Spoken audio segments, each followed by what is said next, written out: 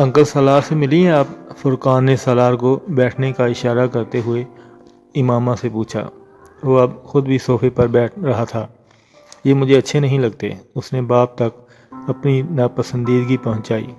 بہت بری بات ہے امامہ، ایسے نہیں کہتے، فرقان نے سرزنش کرنے والے انداز میں کہا۔ آپ انکل کے پاس جائیں اور ان سے ہاتھ ملائیں۔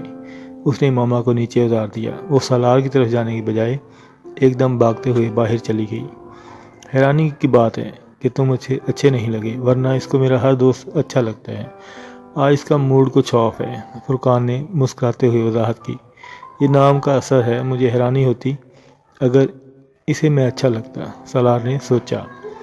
چائے پیتے ہوئے وہ دونوں آپس میں باتیں کر رہے تھے اور باتوں کے دوران سالار نے اسے کہا، 1-2 ہفتے تک تم لوگوں کی ڈسپینسری میں ڈاکٹر آ جائے گا۔ اس نے سرسری انداز میں کہا تھا۔ یہ تو بہت اچھی خبر ہے، فرقان یکدم خوش ہوا۔ اور اس بار وہ ڈاکٹر وہاں رہے گا، اگر نہ رہے تو مجھے بتانا۔ میری سمجھ میں نہیں آتا میں تمہارا شکریہ کیسے ادا کروں۔ ڈسپینسری میں ایک ڈاکٹر کی دستیابی سب سے بڑا مسئلہ رہا ہے۔ اس کی ضرورت نہیں ہے۔ وہ رکا۔ وہاں جانے سے پہلے مجھے یہ توقع نہیں تھی کہ تم اور تمہاری فیملی اس کام کو اس اسکیل پر اور اتنے آرگنائزڈ انداز میں کر رہے ہیں۔ میں تم لوگوں کے کام سے در حقیقت بہت متاثر ہوا ہوں اور میری آفر بھی ابھی وہی ہے۔ میں اس پروجیکٹ کے سلسلے میں تمہاری مدد کرنا چاہوں گا، اس نے سنجیدگی سے فرقان سے کہا۔ سالار، میں نے تمہیں پہلے بھی کہا ہے کہ میں چاہوں گا کہ تم اس طرح کا کوئی پروجیکٹ وہاں کسی دوسرے گاؤں میں شروع کرو۔ تمہارے پاس مجھ سے زیادہ ذرائع ہیں اور تم مجھ سے زیادہ اچھے طریقے سے یہ پروجیکٹ چلا سکتے ہو۔ میں نے تم سے پہلے بھی کہا تھا کہ میرا مسئلہ وقت ہے۔ میں تمہارے جتنا وقت نہیں دے سکتا، اور پھر میں پاکستان میں رہ بھی نہیں سکتا۔ تمہاری طرح میرے فیملی ممبر بھی اس معاملے میں میری مدد نہیں کر سکتے، سالار نے اپنا مسئلہ بتایا۔ چلو اس پر بعد میں بات کریں گے، ابھی تم چائے پیو، پھر میں تمہیں اپنے ساتھ لے کر جاؤں گا، فرقان نے موضوع بدلتے ہوئے کہا۔ کہاں؟ یہ تو میں تمہیں راستے میں ہی بتاؤں گا، وہ عجیب انداز سے مسکرایا۔ میں وہاں جا کر کیا کروں گا؟ سالار نے گاڑی میں بیٹھتے ہوئے فرقان سے پوچھا۔ وہی جو میں کرتا ہوں، وہ سگنل پر گاڑی روکتے ہوئے بولا۔ اور تم وہاں کیا کرتے ہو؟ یہ تم وہاں پہنچ کر دیکھ لینا۔ فرقان اسے کسی ڈاکٹر سبت علی کے پاس لے کر جا رہا تھا، جس کے پاس وہ خود بھی جایا کرتا تھا۔ وہ کوئی مذہبی عالم تھے اور سالار کو مذہبی علماء سے کوئی دلچسپی نہیں تھی۔ وہ پچھلے چند سالوں میں اتنے مذہبی علماء کے اصلی چہرے دیکھ چکا تھا کہ اب وہ مزید ان جگہوں پر وقت ضائع نہیں کرنا چاہتا تھا۔ فرینکلی اسپیکنگ فرقان، میں اس ٹائپ کا نہیں ہوں۔ نہیں، جس ٹائپ کا تم مجھے سمجھ رہے ہو۔ اس نے کچھ دیر خاموش رہنے کے بعد فرقان کو مخاطب کیا۔ کس ٹائپ کے؟ فرقان نے گردن موڑ کر اسے دیکھا۔ یہی پیری مریدی یا بیعت وغیرہ، یا جو بھی تم سمجھ لو، اس نے قدرے صاف گوئی سے کہا۔ اسی لیے تو میں تمہیں وہاں لے کر جا رہا ہوں، تمہیں مدد کی ضرورت ہے۔ سالار نے چونک کر اسے دیکھا۔ وہ سڑک کو دیکھ رہا تھا۔ کیسی مدد؟ اگر کوئی حافظ قرآن رات کو 1 پارہ پڑھے اور پھر بھی نیند لانے کے لیے اسے نیند کی گولیاں کھانی پڑیں، تو پھر کہیں نہ کہیں کچھ نہ کچھ غلط ضرور ہوا ہے۔ کئی سال مجھے بھی ایک بار بہت ڈپریشن ہوا تھا، میرا ذہن بہت الجھ گیا تھا۔ پھر میں کوئی ڈاکٹر کے پاس گیا، 8-10 سال ہو گئے ہیں مجھے وہاں جاتے ہوئے۔ تم مل کر مجھے احساس ہوا کہ تمہیں بھی میری طرح کسی مدد کی ضرورت ہے، رہنمائی کی ضرورت ہے، فرقان نے نرم لہجے میں کہا۔ تم کیوں میری مدد کرنا چاہتے ہو؟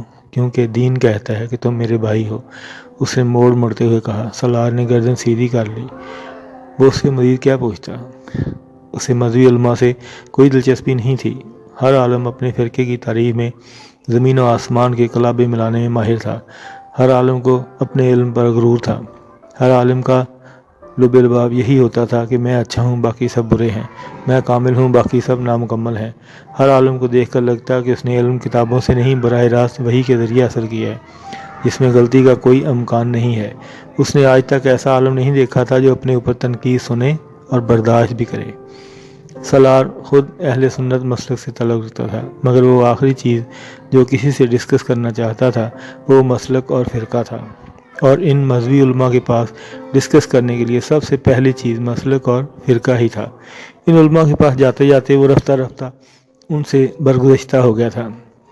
ان کی پوٹلی میں صرف علم بھرا ہوا تھا، عمل نہیں۔ وہ ایک غیبت ایک گناہ پر لمبا چوڑا لیکچر دیتے، قرآنی آیات اور احادیث کے حوالے سے دیتے، اور اگلی ہی سانس میں وہ اپنے کسی ہم عصر عالم کا نام لے کر اس کا مذاق اڑاتے، اس کی علمی جہالت کو ثابت کرنے کی کوشش کرتے۔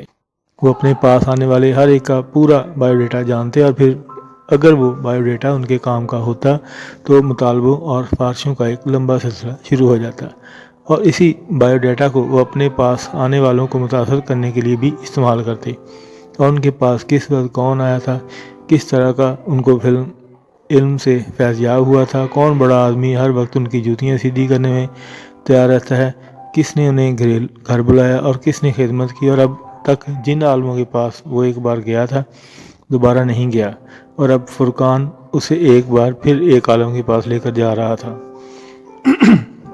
وہ شہر کے اچھے علاقوں میں سے ایک جا پہنچے۔ وہ علاقہ اچھا تھا مگر بہت پوش بھی نہیں تھا۔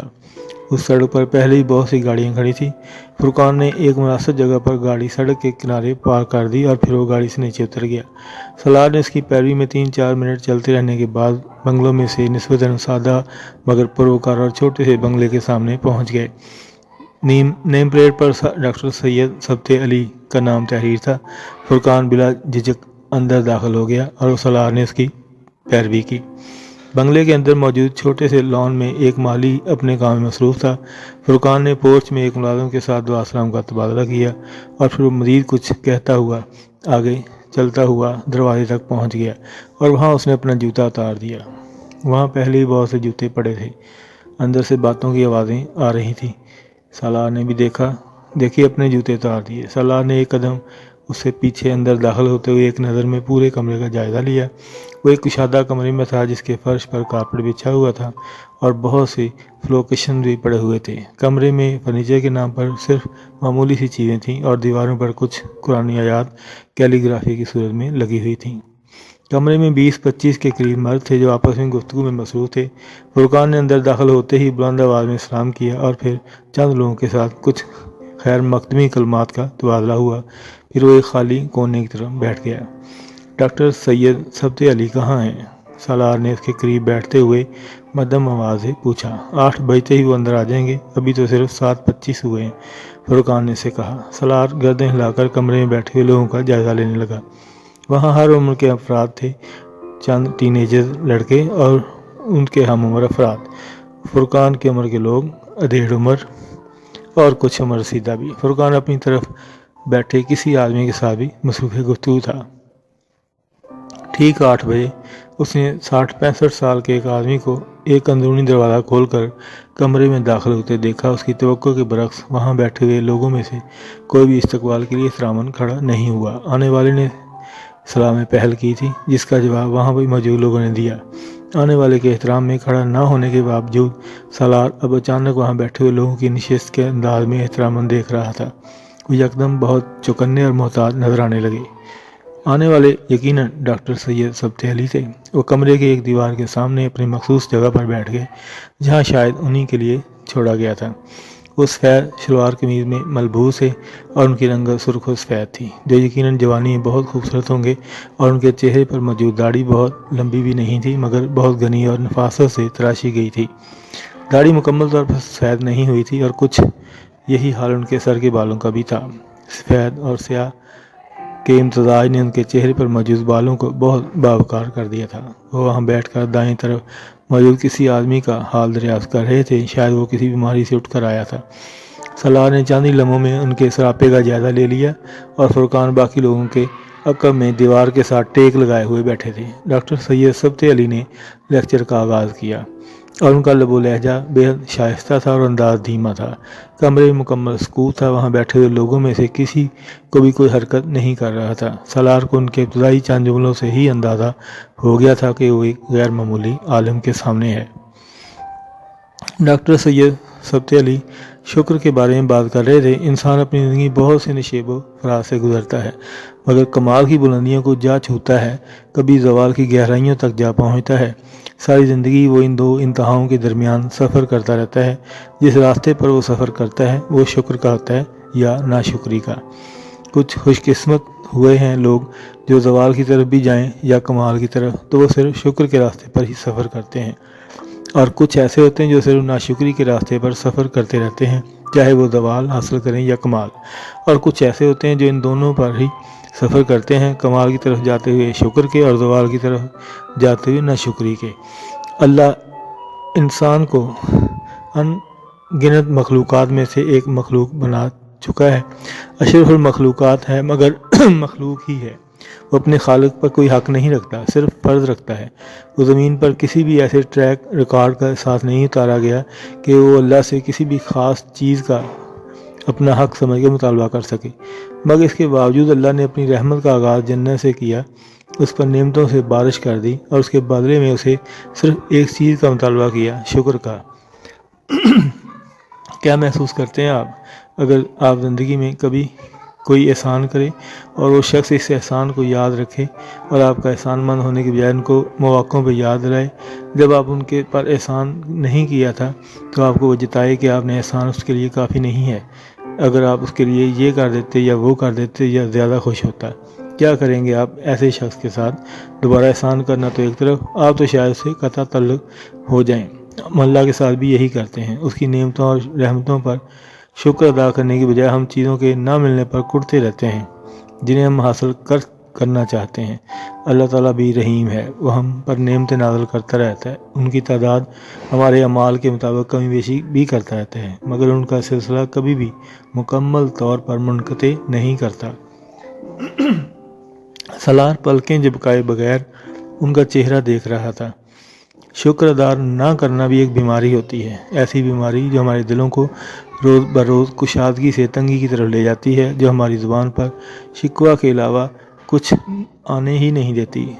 اگر ہمیں اللہ کا شکر ادا کرنے کی عادت نہ ہو تو ہمیں انسانوں کا شکر ادا کرنے کا بھی عادت نہیں رہتی۔ اگر ہمیں خالق کے احسانوں کو یاد رکھنے کی عادت نہ ہو تو ہم کسی مخلوق کے احسان کو بھی یاد رکھنے کی عادت نہیں سیکھ سکتے۔ سالار نے اپنی آنکھیں بند کر لی۔ ناشکری کیا ہوتی ہے کوئی اس سے زیادہ اچھی طرح نہیں جان سکتا تھا۔ اس نے ایک بار پھر آنکھیں کھول کر ڈاکٹر سید سبت علی کو دیکھا۔ پورے 1 گھنٹے کے بعد انہوں نے اپنا لیکچر ختم کیا۔ کچھ لوگوں نے ان سے سوالات کیے، پھر لوگ باری باری اٹھ کر جانے لگے۔ باہر سڑک پر لوگ گاڑیوں میں بیٹھ رہے تھے، وہ بھی اپنی گاڑی میں بیٹھ گئے۔ رات اب گہری ہو رہی تھی۔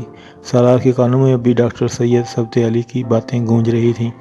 ڈاکٹر فرقان گاڑی سٹارٹ کر کے واپسی کا سفر کر چکا تھا۔ 7 دن پہلے وہ فرقان نامی کسی شخص سے واقف نہیں تھا، اور 7 دن میں اس نے اس کے ساتھ تعلقات کی بہت سی سیڑھیاں طے کر لی تھیں۔